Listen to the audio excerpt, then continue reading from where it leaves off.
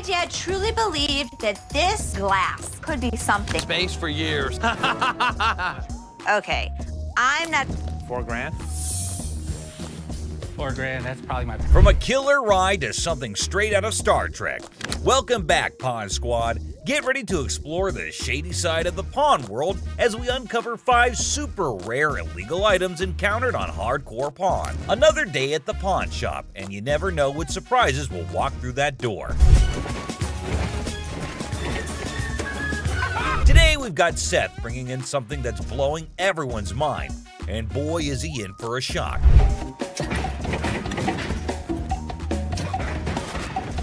Our friend Penny rolls in with a rare 83 T-top Cutlass, lowrider frames, and a fully customized beauty. Whoa, whoa, whoa! This is the stuff dreams are made of.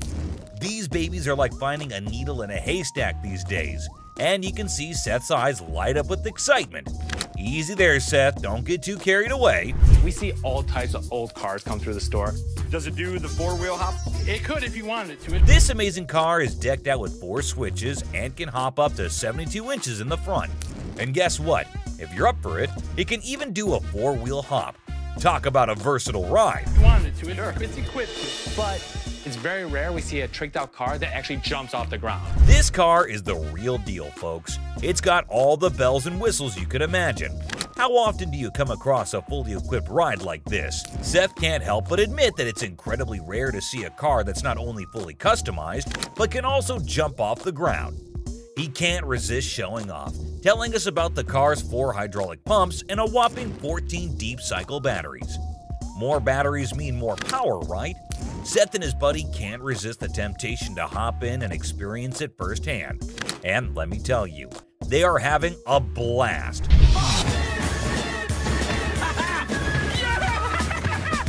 Now, Seth really wants this car, but he wants it at the right price. Penny, on the other hand, is hoping to fetch $12,000 for it. Will Seth bite the bullet and make the deal? Well, here's the twist. How about $4 grand? Seth is only willing to dish out $4 grand for it. Whoa, talk about a huge drop. You can see the disappointment on Penny's face. He explains that he spent $4 grand just on the paint job alone. After some negotiation, Penny agrees to settle for $10 grand. But Seth tries to push it further, offering $7,000. You know he wants it. Everything. It's very rare we see a tricked out car that actually jumps off the ground. Penny, being the wise guy he is, doesn't take the deal. In the end, they part ways on good terms. Well, folks, let's hope Penny finds another buyer who's willing to meet his price for this fully customized car. It's always a thrill to see unique items like this in the pawn shop. And who knows what will come through those doors next. Stay tuned for more pawn shop adventures. But here comes another gem-filled day at Les's Pawn Shop. It's a waste of time, Dad. You'll see. We have a woman who's brought in some stones she discovered at her late grandmother's house. Her goal? To gather enough cash to cover her dear grandma's funeral expenses. Poor thing, she's not quite sure about the value of these stones and is expecting to receive a modest sum for them. Younger. How much did you want for these? Anything would help, like $50 or $100. Enter Ashley, who wants to assist but has serious doubts about the authenticity of these gems. On the other hand, Les is a big softie who sees potential in these stones and wants to help the woman out. Why? It's a waste of time. This could be custom jewelry. Yeah, it could be, but I think some of these are... Now, Ashley isn't on board with Les's plan. Talk about family drama. She's doing her best to convince Les that this is a complete waste of time. But Les has something up his sleeve. He's arranged for a gem expert to come in and assess whether the stones are genuine or not. And let me tell you, what unfolds next is nothing short of astonishing. Brace yourselves, folks. Holy... Oh my God. These stones turn out to be the real deal. Crystal's life is about to take a major turn. All the stones, except for one, turn out to be plain old glass. But that one stone, oh boy, it's a game changer. It's a rare Burmese ruby worth a whopping $10,000. Les's hunch was spot on, and boy does it pay off. So we'll be able to give you $10,000. Crystal can hardly believe her luck. She's ecstatic and still pinching herself to make sure it's real. And you know what? Les deserves a round of applause for his intuition and faith in those stones. Well done, Les. It just goes to show that sometimes you can stumble upon hidden treasures in the most unexpected places. Crystal's journey from uncertainty to a life-changing discovery is a testament to the unpredictable nature of the pawnshop world. Who knows what other surprises await us in the future? Stay tuned, folks, because the adventure at Les's Pawnshop is far from over. Hold on to your seats because this next guy is about to unleash some of the rarest goodies on the market. 5, 6. Brace yourselves, space geeks, because this is gonna blow your mind. So this guy rolls up with a bunch of crates, and let me tell you, the anticipation is real. Got a couple things. I have some Star Trek things, and I also have things from NASA. He's got some seriously cool stuff from the Star Trek universe, and even NASA. I mean, come on, that's pretty awesome.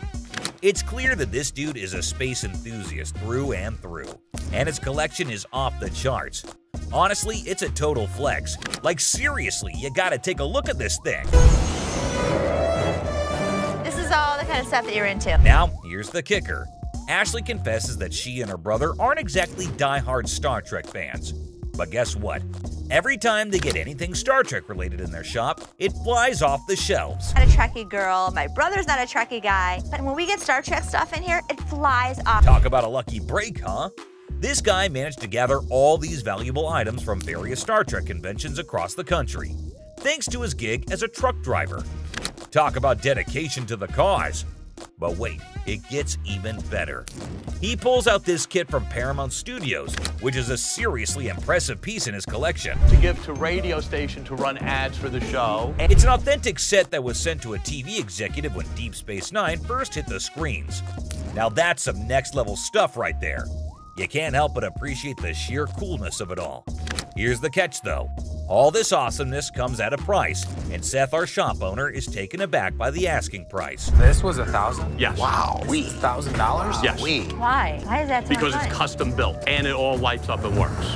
The guy wants a whopping $1,200 for everything, unless ever the savvy negotiator tries to bring it down to $700. It seems like a stalemate, but fear not, because Ashley steps in with her clever thinking. After some intense back and forth, Ashley manages to strike a deal. 7, 800. She works her magic and secures all these incredible items for just $800. Can you believe it? Talk about a happy ending. Everyone walks away satisfied. The customer gets a fair price, and our shop owners have some killer new additions to their inventory. Who knew that a truck driver with a passion for Star Trek could bring so much excitement to our little shop? It just goes to show you never know what surprises are waiting around the corner. I kid you not. This next guy just pulled up with a true gem. Checker taxi cab. I don't know about the original miles. Meter still. Can you even fathom it? It's none other than a 1982 checkered cab.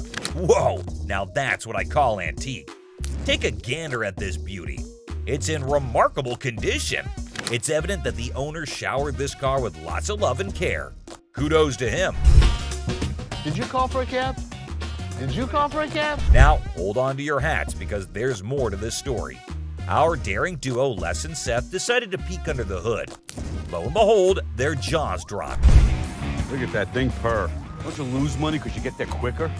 And it all goes... The engine looks splendid, almost brand new. How cool is that? But wait, there's a fascinating tidbit about this cab. Back in the day, they used to write the rates right on the taxi door itself. Talk about genius! This way, the rates were fixed, making it easier to attract customers. It's a shame we don't see this kind of thoughtful detail nowadays. The door. Did you see the rates on the door? Yeah, I did. The shut up one is one I like. And guess what? This car enthusiast doesn't just have one of these incredible cabs, but a whopping total of 4. 4, my friends! And out of all his prized possessions, he decided to part ways with one and sell it to this very pawn shop. As long as the price is right and it's in good condition, we can make a profit. Boy, oh boy, Les and Seth should count their lucky stars. Now brace yourselves for the asking price. This customer is seeking a jaw-dropping $10,000. Can you believe it? Les, being the inquisitive one, questions the reason behind such a hefty sum for what seems to be a mere antique car. Sensibly, Seth suggests that the customer take the car for a spin, just to ensure everything is running smoothly. Perhaps then they'll be able to negotiate a fair price. Good thinking, Seth.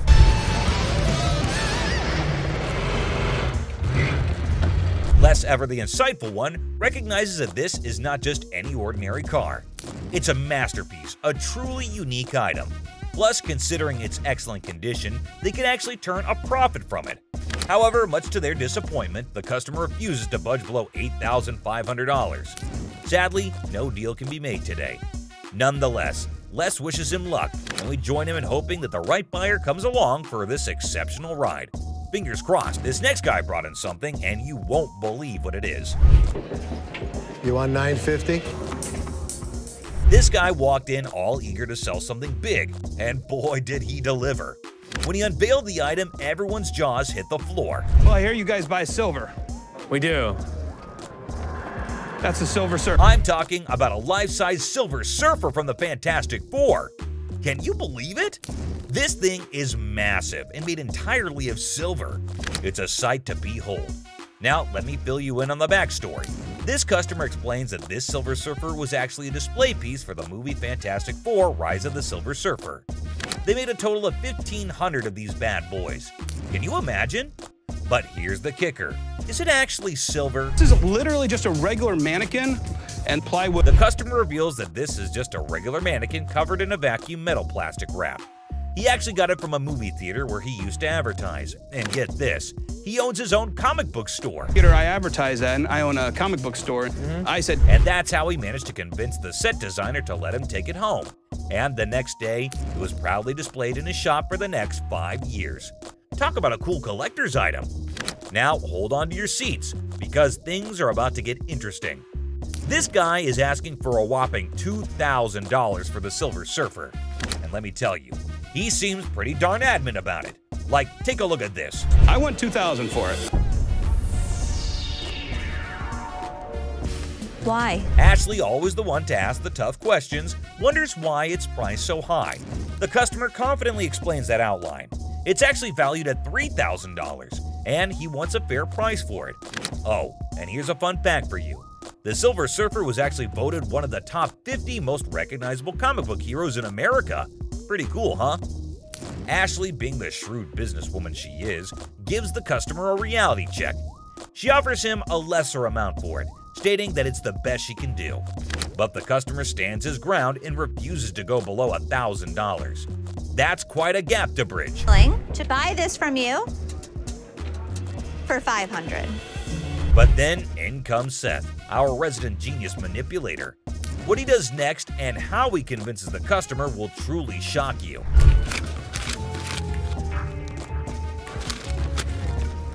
Yes, did you see that?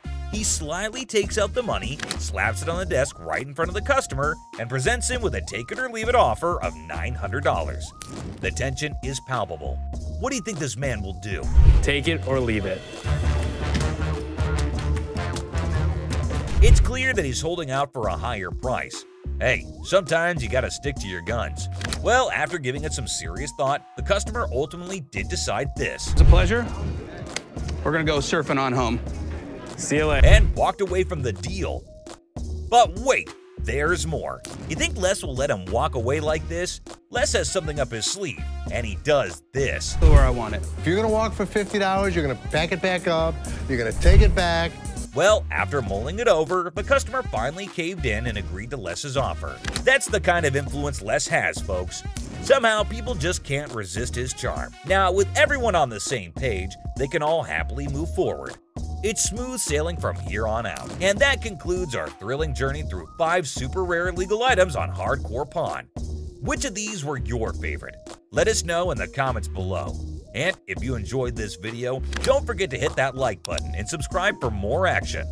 Until next time, peace out. Anything can happen on Pawn Stars, from crazy fights to unbelievable bargains. But these are the times things got out of hand. Kicking off with this episode, which is sure to give you quite a jolt. Hey, how's it going? The episode just starts with a casual conversation between Rick and an old man. But look what he's got. Yes, my friends, you just laid eyes on an 1884 Colt that was used in the Wyoming Range War, also known as the Johnson County War. Goes with it. There's nothing like a good book after a good shooting. That's what I always say. And not to forget the book that comes with it. I mean, you've got to keep the rare flock together. Rick, as usual, begins his quiz. Asked a whole lot of questions before investing his money into something that a normal person would have bought in a heartbeat. So how exactly did you get the gun? My father got this from the great-great-granddaughter of Fred Koch. Are these many questions ever asked while I go to sell something antique? Maybe. How would I know? I've just gone to the shops to buy something, never to sell anything. But wait, it seems like he practiced it the whole night, answered all the questions like a pro. That man did better than the rest of us would do in our lives. Tough college times. Wait, what did my eyes just witness? Rick narrating the whole Wyoming Range War story. Basically, large cattle barons feuding with really small cattle ranchers. The small guys were stealing cattle. It felt like a whole history lesson to me. I must say, Rick does have some insane knowledge about antiques. The way he narrated the whole thing was nothing less than an informative history class. Not gonna lie. Moving further, we see Rick's intelligence as he checked all the details provided on the document just like a professional would. It's got 45 caliber. This is a 45 caliber. It's a 5.5-inch barrel. That's a 5.5-inch barrel. This line, when you throw on a personal story that actually ties a cowboy to a gun, that's the kind of thing collectors love. I can see he clearly knows how to hit the proper note. But when you throw in a personal story that actually ties a cowboy to a gun, that's the kind of thing collectors love. Without a second thought, the man quoted $55,000 for the gun. What do you think? Are Rick and the old man on the same page? Well, for you to know that, you have to continue watching. I'd like $55,000. $55,000? And obviously, before getting such a huge amount out of his pocket, he wanted a second opinion on the matter, for which he called an expert. Get someone down here, he'll tell me if it actually belonged to this guy. To be honest, I really don't get it. How can one identify if it's original or fake by just looking at some words written on a piece of paper? Anyway, who am I to say anything? What we have here, it's really hard to make that connection. Some facts were served right there. Like clearly, who else if not Rick would know more than for how much something like that goes in his shop. And you know, Pawn Stars is all about who bargains best to make the most profit. So let's see who gets to cut the cake tonight. And just when he thought things couldn't get crazier, Rick dropped the price and set his bet to $1,500 and all that effort went to waste right in front of your eyes. Yeah, I'm just not gonna be able to do that. I think maybe I'll see if I can maybe get some more Providence. That was pretty obvious. No one would want to sell an antique for this measly amount of money. Definitely not a very profitable deal. And with that deal went flying Rick out of Rick's hands. But in this next episode, this person walks in with a really interesting gun. But how interesting? You're about to find out. Yeah, it's like something James Bond would wear. Yeah, right. You just saw that, huh? But that's not out of a James Bond movie. That thing is as real as it gets. What can I help you with? I'm here to sell my ring pistol today. Well, you know how a gun never stays in the shop for long, be it whatever shape or size. But this thing is something I've never seen or even heard of before. Have you ever seen a pistol ring? Boy, you're looking at it right now. This is something definitely worthy of adding to the antique collection list. Come on, you have to agree with me. Everything about this pistol ring is antique, from loading it to the trigger to its hammer. This thing is a killer. Literally. You know what? If I ever went undercover on a mission, I would definitely carry this cute little devil. James Bond, we just found your vibe. And I know Rick would agree with me too. Yeah, that man seems very particular about the price he's going to ask for that dangerous ring. I'm looking to get $9,000. I'll use it to buy some of the things I collect more often. I personally would wear that ring everywhere. It's an all-in-one combo, kind of a hidden treasure who can double up like your personal bodyguard. It's unreal how cool this thing is. But hey, did Rick just contradict me? Wear them just for fashion. Damn. Rick has got a good sense of humor, not gonna lie. Seriously, getting hit by that mini pistol ring would definitely hurt your ego hard, man. It's also seriously a gun. I mean, it would really hurt getting shot with this thing. And oh, I kid you not when I say that the man clearly did his homework right. He literally asked for $9 grand in the blink of an eye. I mean, that piece truly is a showstopper. But that expensive? Damn. A $9 grand. They're pretty rare. So what happened is that the deal took an intense turn, and Rick, being the smartest in this show, had to prove it. So before finalizing the deal, he wanted a bit of expert advice. I mean, that's always better than regretting later, right? So let's see what the expert had to say about this antique pistol ring. The European gunsmiths, they were making all kinds of little weird things. This is the Imperial Protector. Basically, looks like this tiny mean machine has taken down quite a few people in the past. So it must cost a bomb. But let's hear it from the expert himself. For $11,500. Okay. Thanks, Tony. I really appreciate it. Whoa, I never expected that. $11.5K? That's crazy. And just look at the size of that thing. that thing is golden for sure. But as you know, Rick plays by his own rules, and I'm curious to know what he has to offer. I'll give you $3,000 for it. No, can't do it. Okay, so Rick is trying to settle the deal for $3 grand. But bro, that's like not even half the price the seller asked. Do you think the man will accept the offer? For someone who knew a great deal about the pistol ring, I don't think this man is gonna budge. But Rick wasn't ready to give up or give in as yet. So do you think they'd both settle on the same grounds? Who do you think is gonna win this round? Well, let me put your anxiety to rest, for here comes the moment you're waiting for. As amazing as this thing is, I'm sorry, I just can't do it. And just like that, Rick missed the chance and saw the extraordinary collector's pride walk right out of his door. But what happened in this next episode is even crazier. Working with an instrument maker and got really interested with the harmonica. You know how music instruments can be great collectibles. In which case, what do you think about an ancient instrument that has an emotional connection to it? Does it help double up the price? Well, I don't know about you, but I have never seen a shining gold M. Hohner harmonica. We've all played a harmonica once in our lives. Right, we have. And we thought we were good at it. So for those of you who don't know who Matthias Hohner is, here's a quick history lesson for you. Hohner was a trained watchmaker born in Germany, and his company Math Hohner AG is the oldest and largest producer of harmonicas in the world. If you want to know more about this masterpiece, here's Rick for you. So apparently the watchmaker was so blown away by the piece that this is what happened. So he saw the writing on the wall, but he was also working with an instrument maker and got really interested with the harmonica. Rick's knowledge never fails to amaze me. There's no question that he is a master of his job, and his trade skills are even better. But is this going to be a jackpot or a lost cause? Before Rick states his price, he found a problem with the musical piece. We get in the ballpark. Okay, all right. It's plastic, and it's not in the greatest shape. I don't know, it's not too bad a shape. The cardboard's coming off. Oh no, that's going to majorly affect the price of this beautiful piece right here. So while the seller was holding on to a grand $500, what Rick pitched was unbelievable. Here's $75 for it. It cost $75? Wow. I would feel humiliated if I was that harmonica right now. I mean, come on, man, it's not that bad. But what can I say? Rick knows better. And the seller wasn't ready to back up, and even had a genuine reason for it. $1 to fill my truck up with gas right now. I can't take 75. I find the man reasonable. The least you can do is compensate his gas. But as you know, there are no emotions involved in business.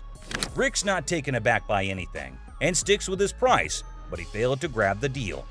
I think he wouldn't mind much though, because the harmonica was plastic, and it was also peeling off in some places.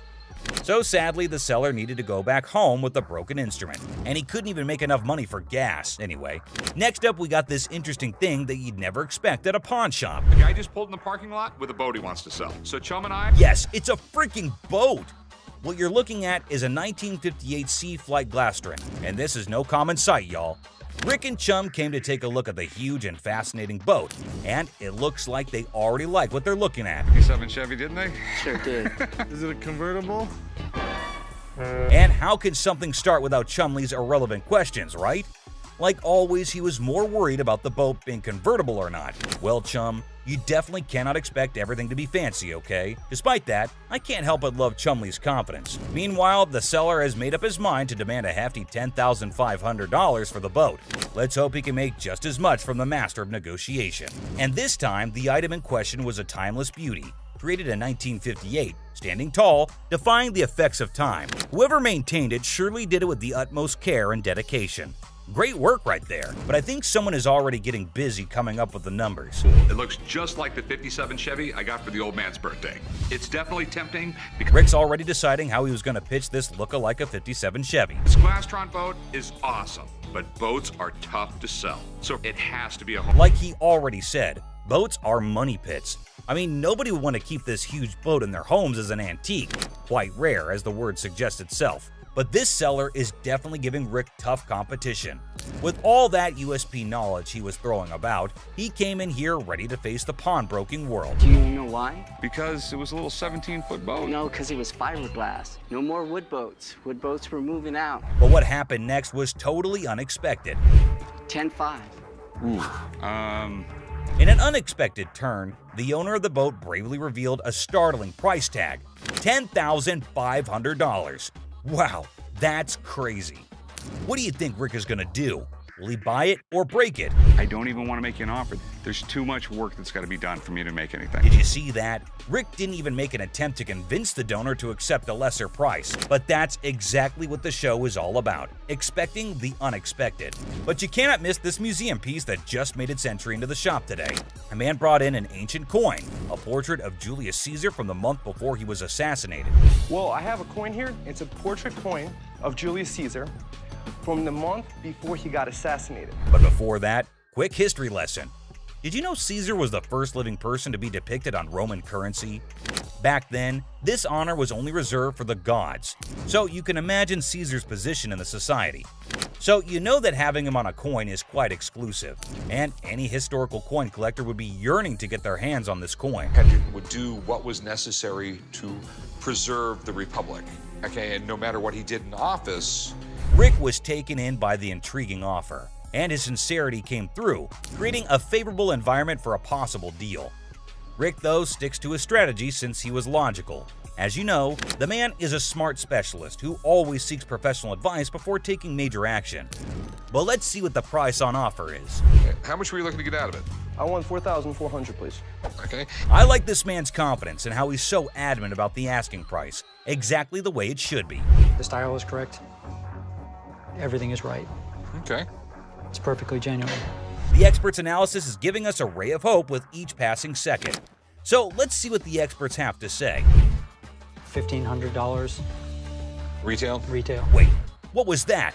$1,500? Are you kidding me? I thought that coin was a big deal. But what just happened?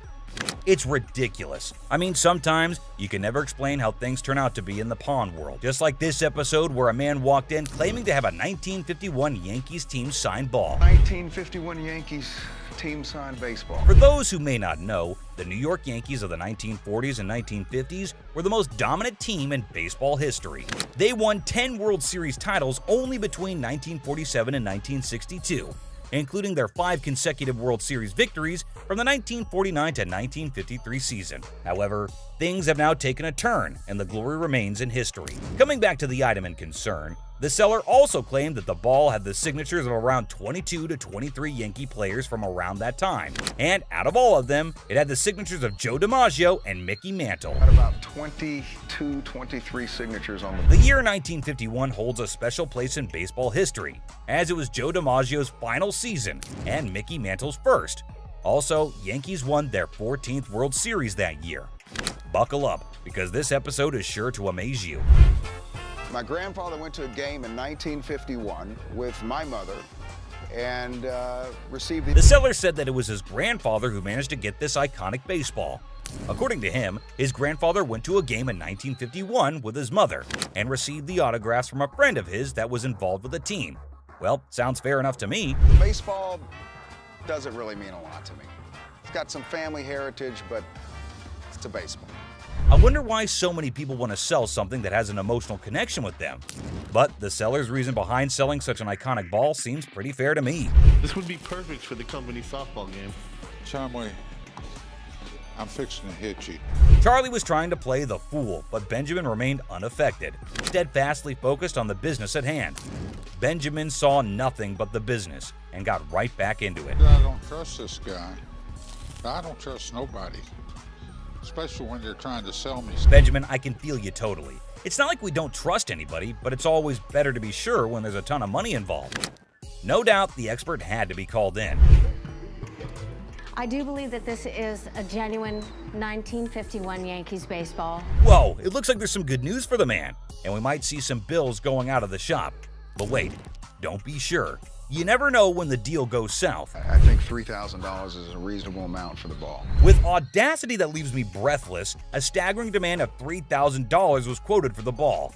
And it's quite obvious as well. After all the authentication and the proof, anyone would ask for that kind of money. They fired about $800. But wait, what? Benjamin just quoted $800? That's it? No one would sell it for that much, Benjamin. But he was in this business before most of us, and I assume he'd know better. So these were some of the times deals got out of hand on Pawn Stars. So which one of these intrigued you the most? Let us know in the comments down below. And don't forget to subscribe for more such videos. And I'll see you in the next one. Until next time, guys. You looking at, mother? Get the off me. Hey, what the you look? I need my $20. $100. No, little mama, calm down.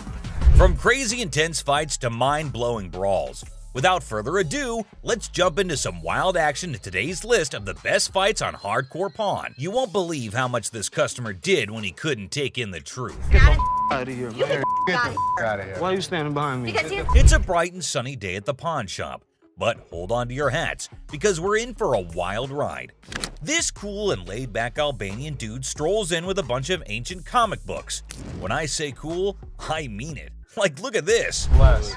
Ganti, how you doing? What's your name? Ganti. Genti? Yeah. Where are you from? He's got dollar signs in his eyes, thinking they're worth a fortune. But is he in for a surprise or what? Les and Ashley, the shop owners, give them their usual warm welcome.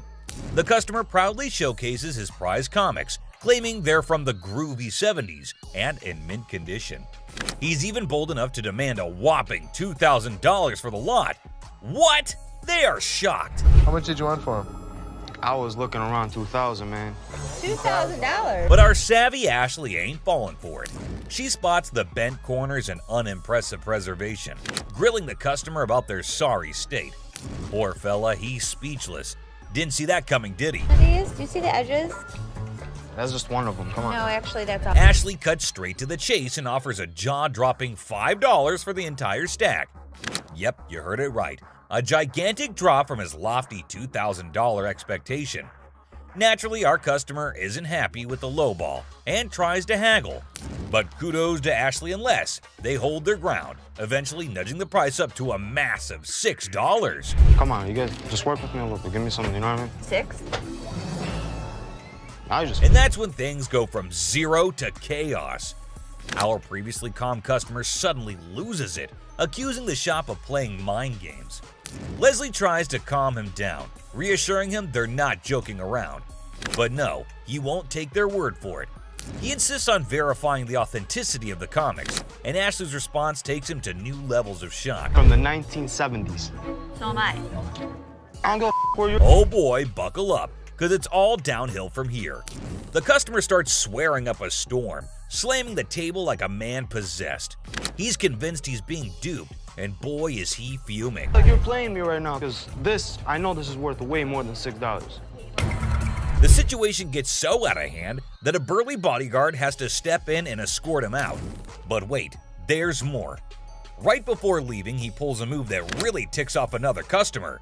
Talk about adding fuel to the fire. Get the off me. Hey, what the you look? Come here. Next thing you know, we're witnessing an impromptu street brawl right inside the shop. These two customers throw punches like they're in a heavyweight championship match. And let me tell you, it's a hilarious sight to behold. Come on, fuck me. You little bitch. Eventually, the bodyguards swoop in like superheroes and drag both fighters out. Man, talk about a show. After the dust settles, our Albanian friend tries to save face with a final quip. I'm Albanian, baby! Well, my friend, you've certainly lived up to that fiery reputation of yours. What a roller coaster of a pawn shop experience, folks. Next up, just another regular day at the pawn shop. People coming and going. Some happy, some not so much. Oh, bro. Hold on. Let me prove my point. Now here's a guy who walks in hoping to get a loan of $100 for his gold chain. And you know what? The receptionist happily agrees. Loan approved, right? How much would you like? $100. Okay. I can do the $100. Well, hold your horses, because this is where things go haywire. This customer seems all polite and even hands over his ID for verification. But then he brings up this 20% business, as it's written on the sign right there.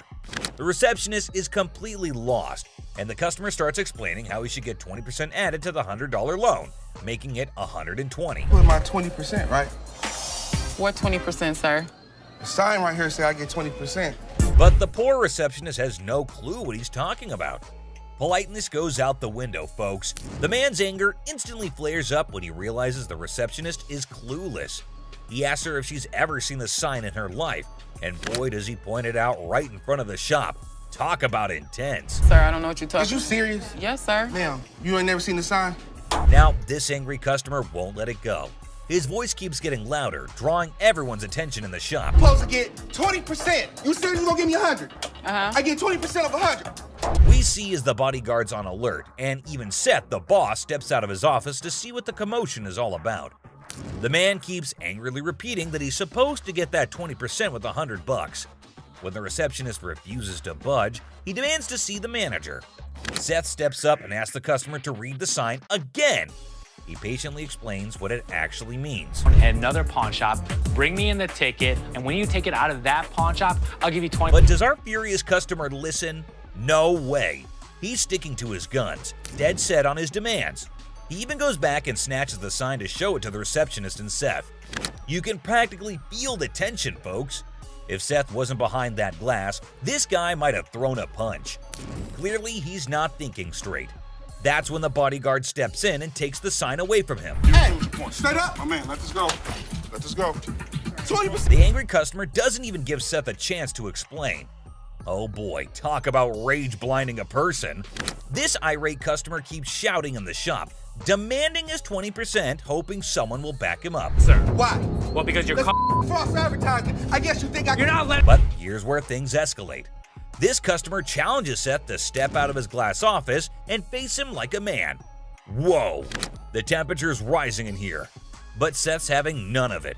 He tells him to get out since he's causing a ruckus. And you know what happens next?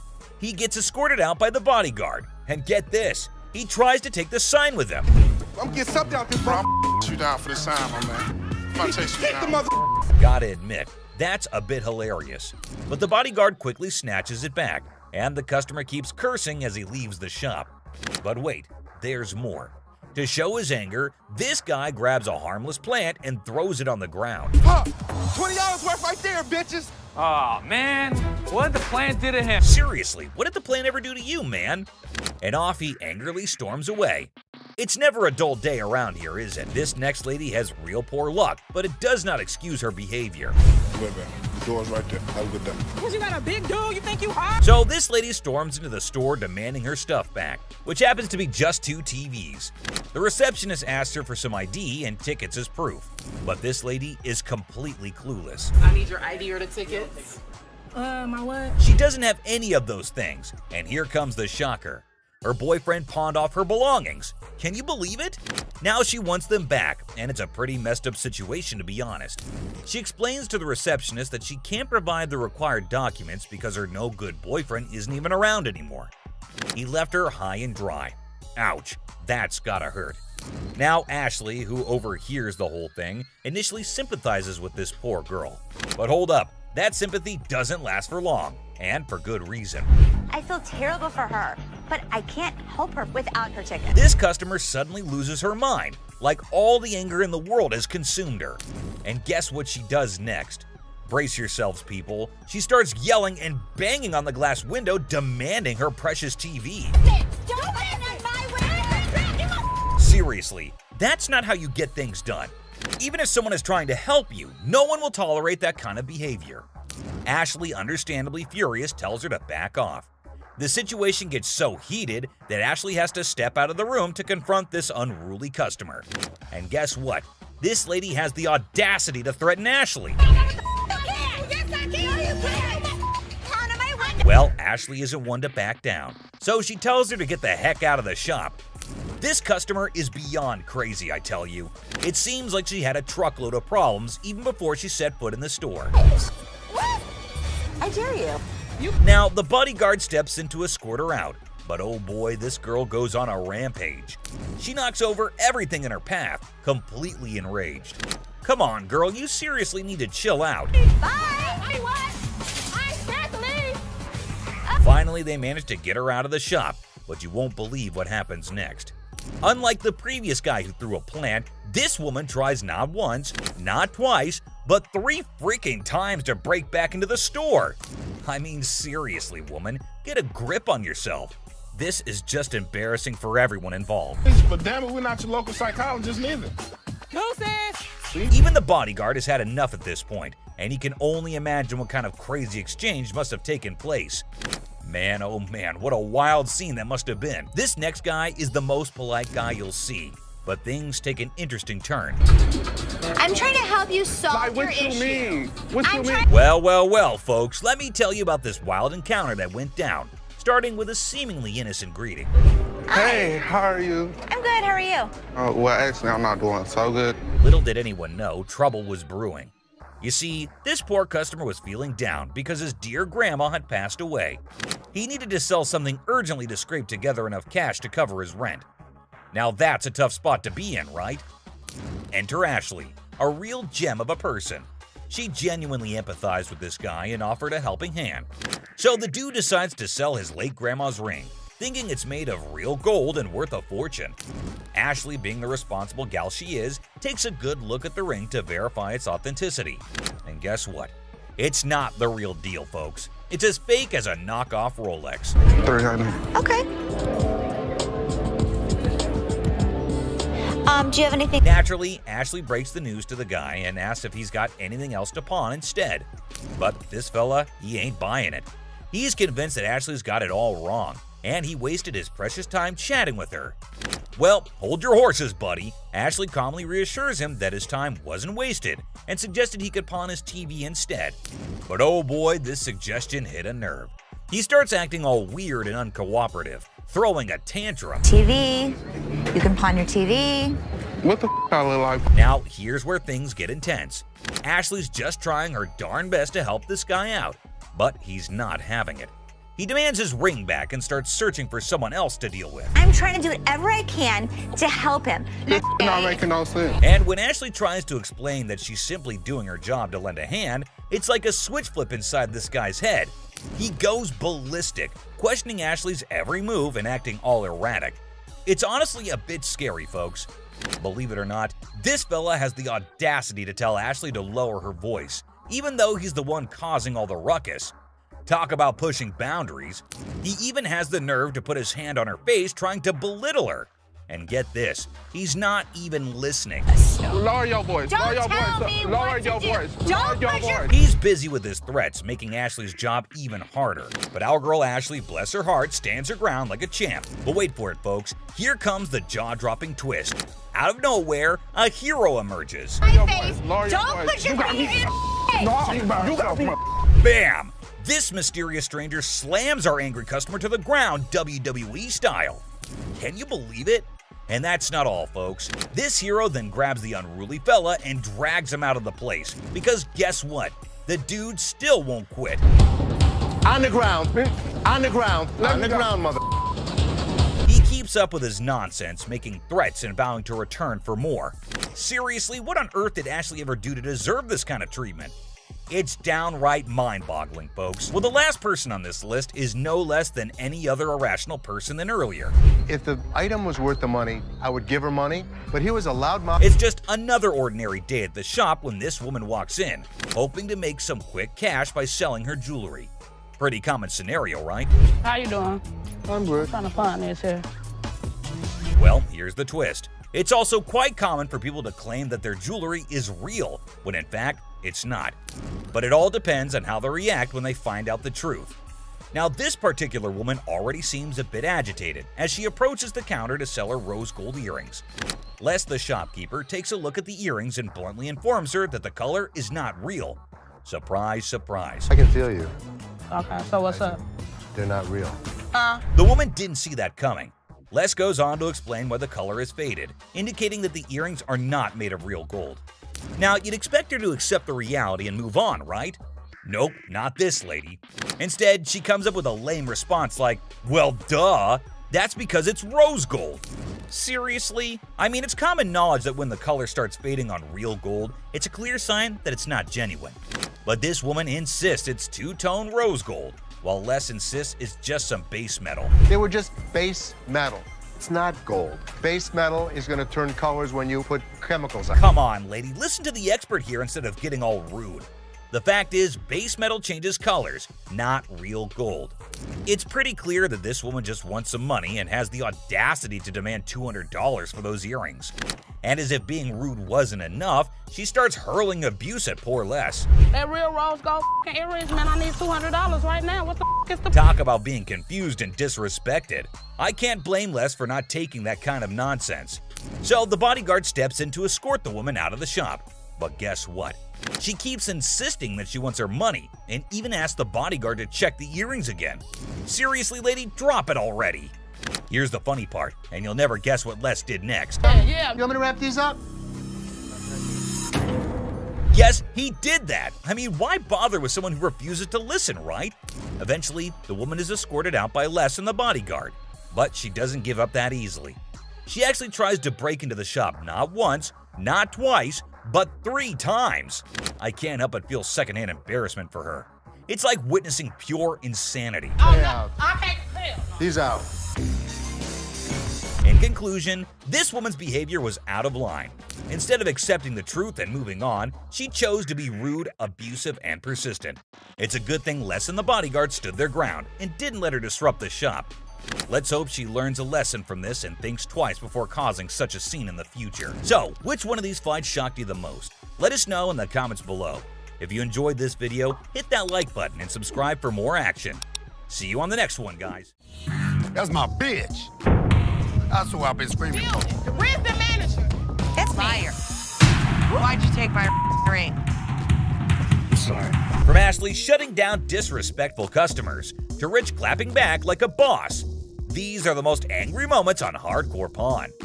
One thing is for sure, all the people that walked into that door were full of rage, which is exactly why you're going to enjoy this ride till the end. Let's kick this off with this customer who left their manners and respect at the door. Damn, I'll get some on this motherfucker, boy. Ooh. Damn, ain't this mother. Excuse me, what do you think you're doing? Well, that is exactly what everyone at the pawn shop was thinking when they saw this customer, who seemed to have walked in with absolutely no decency or anything even close to it. How hard is it to remember basic courtesy and respect when entering a store, huh? I mean, come on! We're all trying to coexist in this space, right? It's not rocket science to treat others with kindness and consideration. But no, this person seemed to have completely forgotten those essential values and decided to bring a bad attitude to the table. Let me lay on this mother. Let's see.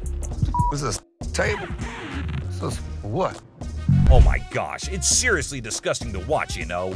I mean, why would he even randomly roll up into a store and straight up lie on a table, pulling off all those messed up moves? Like, was he high as a kite or just a totally ill-mannered brat? And to make matters worse, he kept making everyone around him super uncomfortable. Just slapping the table like it's some kind of sick beat and making these loud, disturbing noises that were totally cringeworthy. It's like, can he not read the room and realize he's killing the vibe for everyone? Seriously, someone needs to step up and shut down his obnoxious behavior ASAP. The store staff or management better handle this situation and restore some peace, because no one should have to endure that level of disturbance. We all just want to chill and enjoy our shopping without being subjected to this hot mess. But the audacity of this dude just kept escalating. It's like he was on a mission to make Ashley's life a living nightmare. First, he forgot all manners and respect, and now he was taking it to a whole new level of creepiness. I mean, just take a look at this. Ashley, man, that's my girl. Yeah, I want Ashley, man. Continuously shouting for Ashley and proclaiming that he wants her, referring to her as my girl, is beyond unsettling. It's like this person has completely crossed the boundaries of appropriate behavior and entered the realm of obsession. Ashley must be feeling incredibly uncomfortable and disturbed by this individual's persistence and inappropriate actions. Nobody should have to endure such harassment, especially in a public setting like a store. It's a complete violation of personal space and boundaries. A bitch. That's who I've been screaming for. Come here. This is a sex table, baby, right? Get your ass. Whoa, hold up. I totally get your frustration and desire to take action in the face of such disrespectful behavior. It's infuriating to witness someone treating Ashley that way and continuously pushing her boundaries. Ashley repeatedly asked him to get off the bed. It's clear that she was trying to assert her boundaries and maintain a sense of order. However, he was being a total jerk to her. And seriously, to keep arguing and even resorting to calling her baby despite having a big hunk bodyguard right in front of him? That's just plain bold, if not downright foolish. It's like this person has zero respect for authority or understanding of consequences. But seriously, the audacity of this man to respond with such disgraceful and degrading statements. You let me, I'll be slapping that ass. Wow, That's beyond disrespectful. It's downright disgusting. Nobody should ever be subjected to such objectifying and offensive language. His remark reflects a complete lack of understanding of consent, respect, and basic human decency.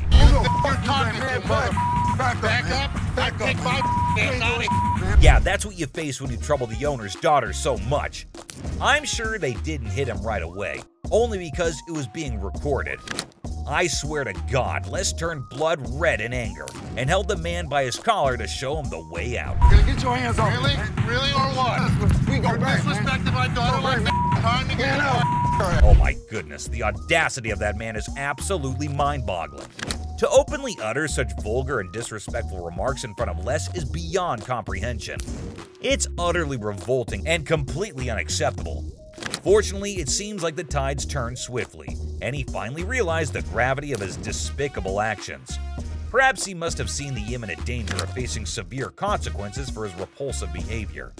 It's a relief that he had the sense to put a stop to his outrageous bullshit before things escalated further. Yeah, man. You understand that? I got you. Don't with my kid. I'm sorry. Don't with my kid. Sorry, Les. I'm sorry. It's moments like these that remind us of the importance of standing up against such inappropriate behavior and creating a safe environment for everyone. It's disheartening to hear that the man continued his offensive behavior even outside. It's truly a testament to Les's maturity and strength of character that he chose to turn his back on him. Sometimes, in the face of relentless negativity and impulses, the best response is to rise above and not let it affect our own well-being. As they say, dog's always gonna bark anyways.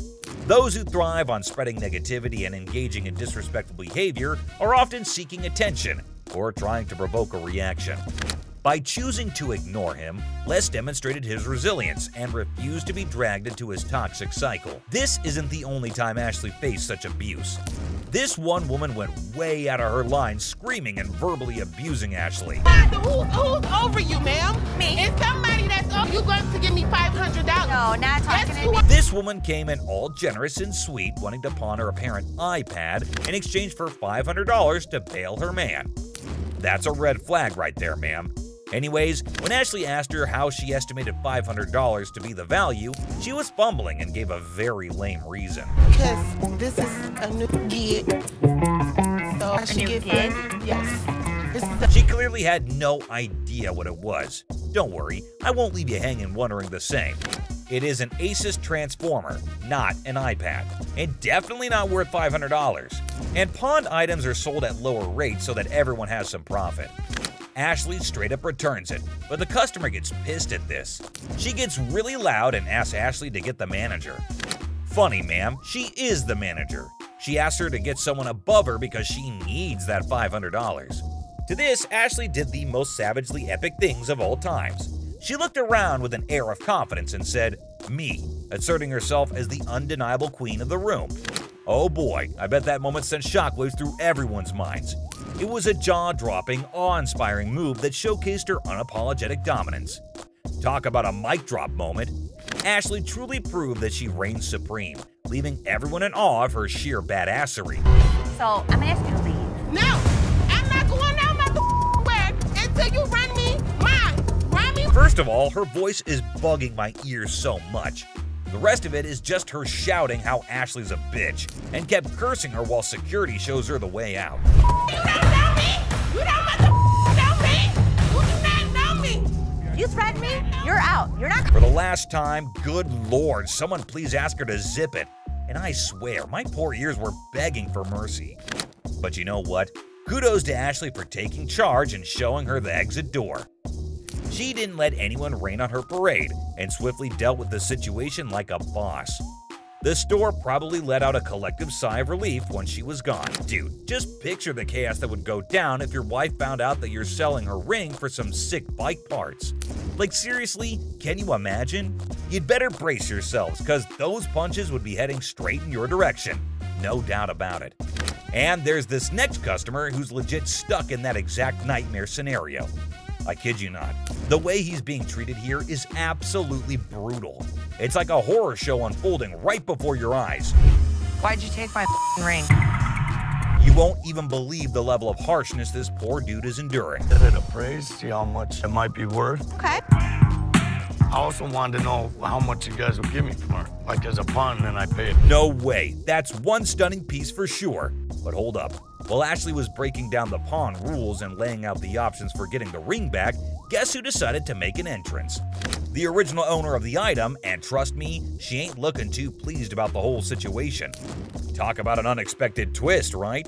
It's like the universe just decided to drop a bombshell right into the middle of this already intense moment. I can only imagine the mix of emotions and tension that must have filled the air at that very instant. Now, it's going to take some excellent smooth talking and problem-solving skills to navigate this sticky predicament. Let's hope Ashley can handle this unexpected twist like the boss she is and help ease the tension in the room. Why'd you take my ring? Get bike parts? No. No way, dude. You can practically feel the heat radiating from her furious gaze. And honestly, can you blame her? Imagine finding out that your partner was about to pawn your precious ring without even giving you a heads up. All for some silly bike parts. That's a recipe for disaster right there. The sheer disbelief and anger in her eyes must have been off the charts. It's like a volcano of emotions just waiting to erupt. I can almost hear her thoughts screaming, "How could you even think of doing something like that behind my back?" And let me tell you, that kind of betrayal cuts deep. It's a breach of trust that takes some serious mending. But hey, maybe there's a chance for redemption here. If this dude's got any sense left in him, he better step up and start doing some major damage control. But man, it's gonna be a long and bumpy road to recovery. In the meantime, hang tight, my friend, because this roller coaster ride is far from over. Boom! Punches him, and I am dumped. No doubt about it, that punch was a real knockout. And honestly, he had it coming. It was beyond immature and disrespectful for him to even think about pawning her ring without her consent. Talk about a major breach of trust and a surefire way to ignite a firestorm of frustration. But let me tell you, the way she unleashed those two punches, it was like a burst of pent-up anger and frustration exploding in the air. You could practically feel the intensity of her emotions in every swing. She wasn't holding anything back, that's for sure. I can only imagine how fed up she must have been. Sometimes emotions can manifest themselves in unexpected ways, and in this case, it was through a powerful punch. The woman asked Ashley to give her the ring back, and she asked for it quite furiously. Just give them the ring. All right. Thanks. Okay, hold up. Let's get the facts straight here. What Ashley did wasn't some mean girl behavior, alright? She was just trying to get some clarity, you know? She wanted the dude who brought in the item to speak up, but damn, he was in no position to do that at the moment. We can't really blame Ashley for wanting answers. She was just trying to figure out what the heck was going on. It's all about seeking the truth and making sense of the situation. But God forbid the lady was in no mood to talk. She just wanted to drag her man across the store and beat him up later at home. But hey, who knows? With some good communication and a bit of luck, maybe they can find a way to sort things out and make everyone at least somewhat happy. After all, in situations like these, finding a win-win solution is the ultimate goal. Well, he kinda deserves it. I hope he makes better decisions in the future. But Ashley is not the only one who had to deal with some crazy customers. Phone work. It's a simple question, does this? Picture this guy, all dressed up in his baggy clothes, trying to act all smart and cool.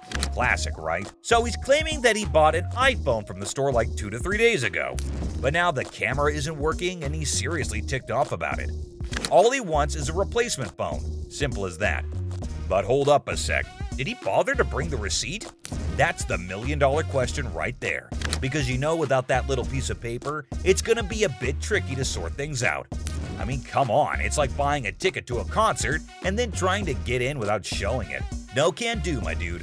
Receipts are like the golden ticket when it comes to returns and replacements.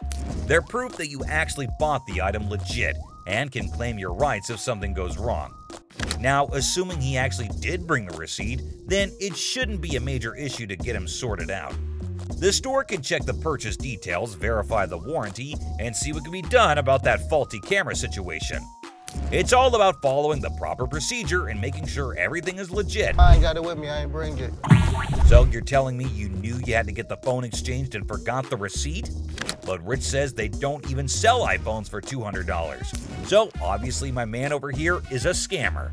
Rich was very clear that he could look into it, but he needs the receipt. And he kept denying. Yet Rich asked him who showed him the phone so that he could double check. He randomly calls up one guy, and obviously the guy denies, saying they had iPhones on sale 2 to 3 weeks back, and the customer claims that he got it 2 to 3 days back. But obviously, the man didn't like the fact that he is getting caught, and you wouldn't believe what he said to Rich. Mohawk, shut the hell up. My Mohawk doesn't talk. It clearly does. Clearly it does. With the goatee, too. The goatee does. Like seriously, this dude went way overboard. First, he rolls up in here with a fake item that was never even sold to him in the first place. What's up with that, right? And then he has the audacity to start talking back to Rich like he's the boss or something. Come on, man. Rich ain't just gonna sit there and let this guy run his mouth without firing back. It's all about standing up for yourself and not taking any BS from anyone. Rich had every right to clap back and put this dude in his place. I mean, it's crazy how some people think they can just waltz in and cause a scene without any consequences. But nah, that's not how it works here. Okay, did that one work? Pull the things up over your ears a little because you clearly can't. No way, dude. Even while Big Joe was escorting him out, this guy had the nerve to keep shouting at Rich, trying to prove his point. Talk about audacity on another level. I mean, seriously, when you're already in a situation where you're being shown the door, you'd think common sense would kick in, and you just leave quietly. But no, not this guy. He just couldn't resist the urge to keep arguing and making a scene. It's like he thought he could still somehow win the argument or get his way by raising his voice. But let's be real here. Shouting isn't gonna magically make your point more valid. It's all about having a civilized conversation and respecting the boundaries. But man, I can only imagine the frustration and annoyance Rich must have felt having to bear all that unnecessary noise. Send me a picture of the receipt from your phone. Damn, my man Rich definitely got that one stitch on his head for a long, long time. That was a pretty savage and badass man. I mean, you have to be like that in this job, or else people would just walk all over you. Alright fam, that's a wrap on the angry moments on Hardcore Pawn Saga. Which of these do you think were the worst? Let us know in the comments down below. And don't forget to leave a like and subscribe if you haven't already. Until next time, stay cool. Peace out, y'all. Jack, get the out of here. Yeah, I know you're gonna get your hands off. Really? Really? I'm your mama. You don't talk to me like that. I don't give a so what? You gonna be out in public? I don't. You know what? I never liked you ass. I literally. From the outrageously rude to the downright disrespectful. These are the worst possible customers to have graced the show ever. Let's start off with this customer who ended up like this. She ain't by herself, my man. I'm sure you're curious about what happened, so let's not waste any time and jump right into it. So this customer walks into the pawn shop looking visibly upset. As usual, Ashley greets him and asks how he's doing. Turns out he's not doing well at all. Here's the reason why. I'm not doing so good. No? My grandma just passed. I'm sorry. I was like... It's really sad to hear about it. Now, he brings along a ring that belonged to his grandmother. He wants to pawn this ring because he plans to retrieve it once he earns enough money. How sweet, right? However, it turns out that the ring is fake, which surprises the customer. Now, this got me thinking. Is he pretending or is he genuinely serious? It's hard to trust people these days, you know? But Ashley comes up with a solution to help him out by pawning his television. Can you guess what his response was? What the f*** I look like pawning my TV? He starts getting rude with Ashley, which escalates into a heated argument. Then he demands his ring back, and not only that, he insists on being helped by another employee because he's annoyed with Ashley. And guess what happens next? Put your finger in my face! Don't put your finger in... Yep, that's how he ended up there. Crazy, isn't it? This customer's behavior became even more disrespectful. Just to prove that Ashley was completely wrong and useless. That's when, as you saw, the big guy steps in and knocks him down. But he continues to yell and curse at her. Eventually, Byron forcefully removes him from the shop. You got me up. No, let's go. Man, let me go. Let me go, man. Just when he thought everything had settled down, the customer goes ahead and threatens Ashley, saying he'll come back to get her.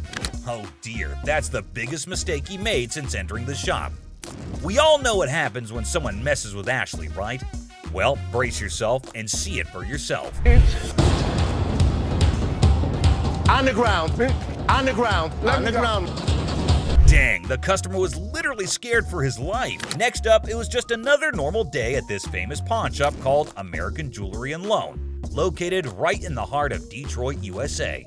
And in walks a customer ready to pick a fight with anyone that is about to come his way. Yikes, that already sounds like inviting trouble, but let us see where this goes. This fake ass Suge Knight Thank over you here. very much. Put me out. Have a nice. He walks into the store, and you can already see the attitude on his face. He walks into the store and approaches Leslie, who is just back in the store from his surgery. He comes in with his Xbox and immediately tells Les that he needs to get as much money as he possibly can for it.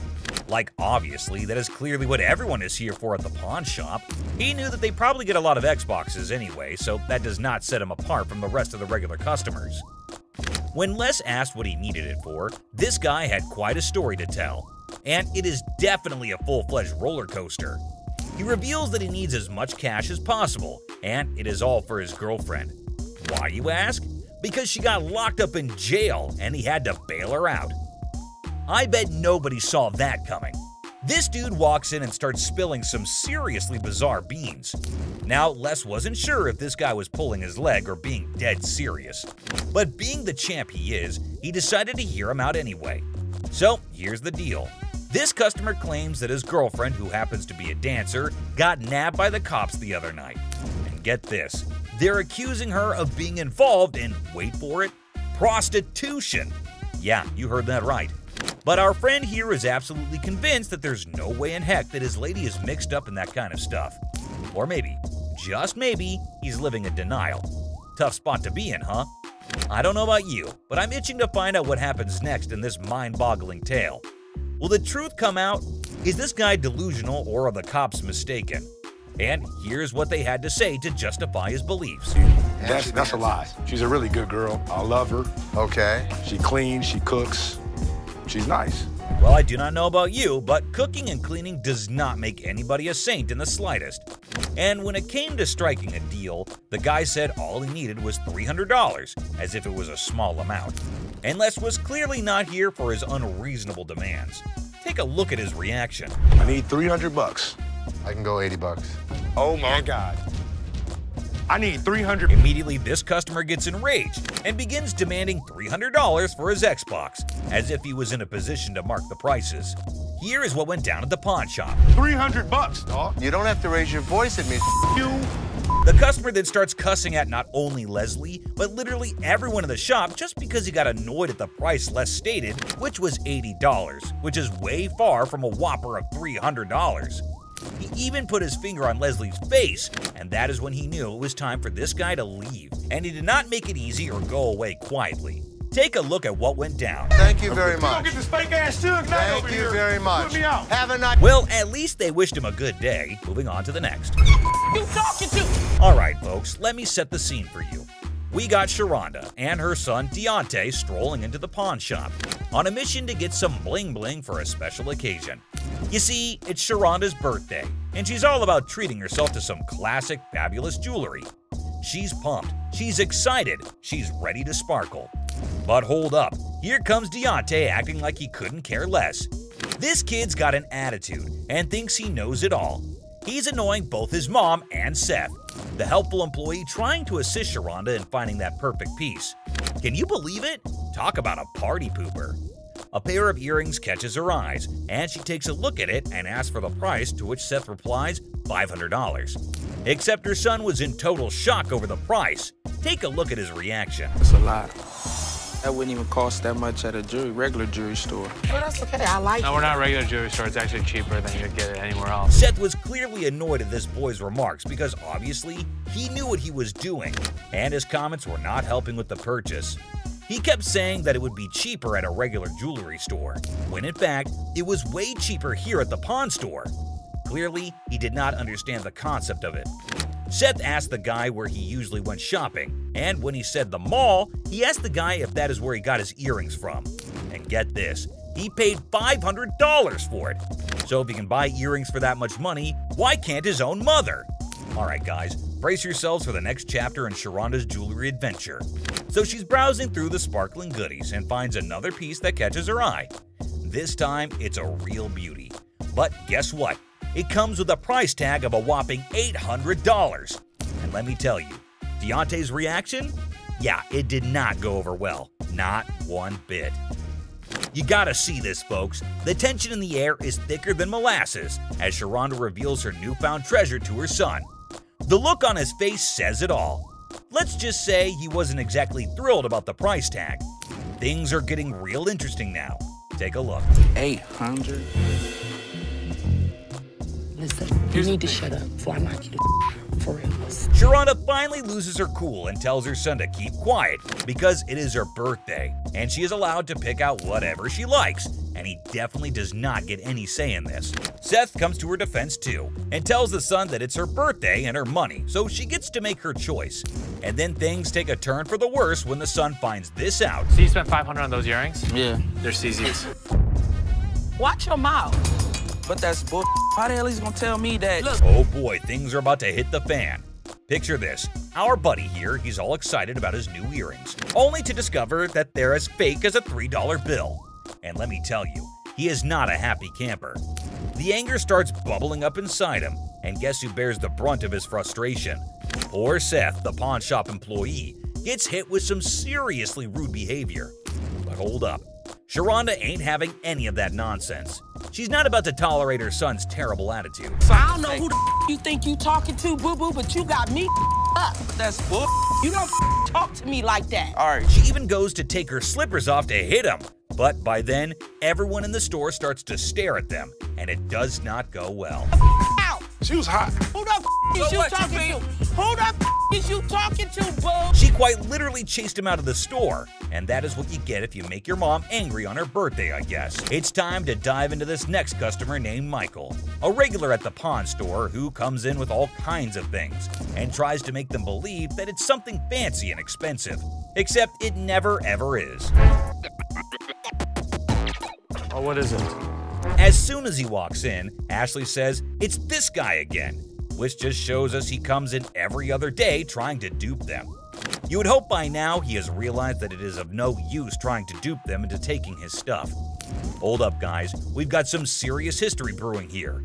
Turns out one of the employees spills the tea and reveals that there's some major bad blood between these two.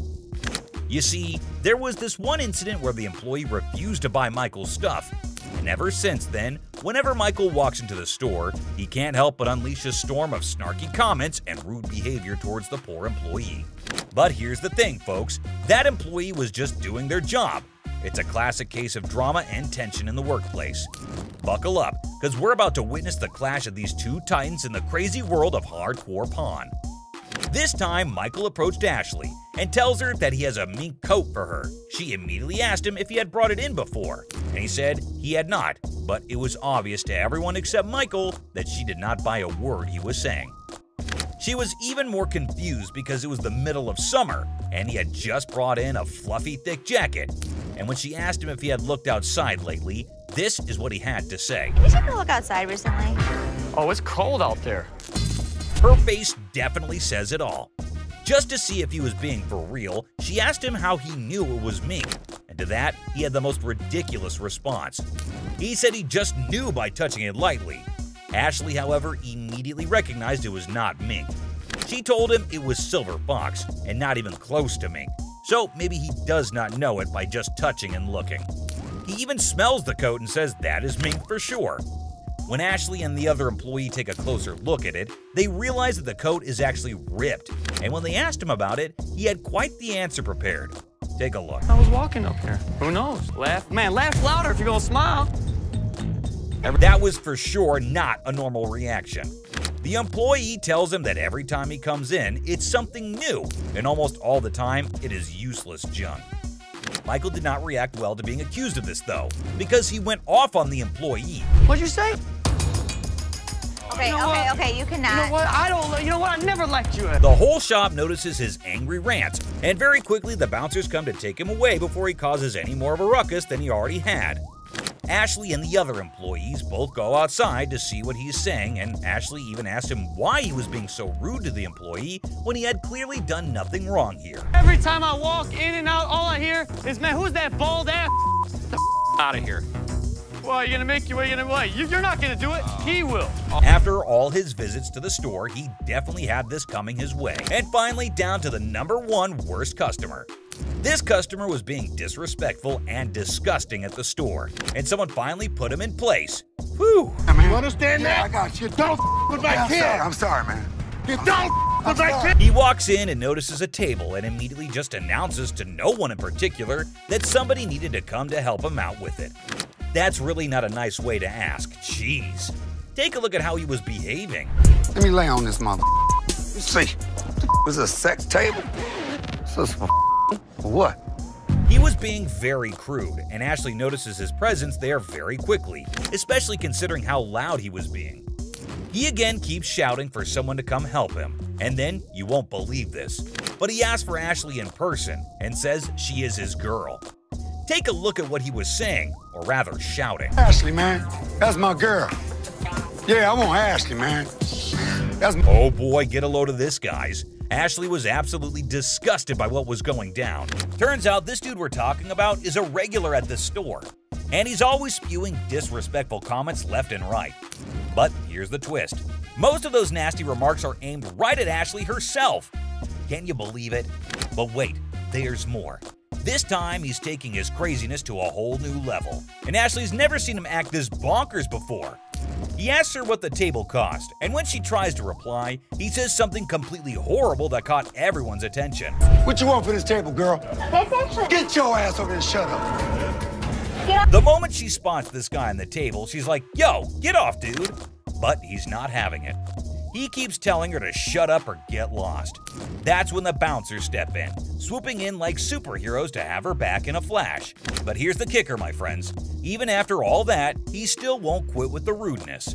He's talking down to her like he owns her or something. And let me tell you, she's beyond upset. She's furious at the way she's being treated just because she's a woman.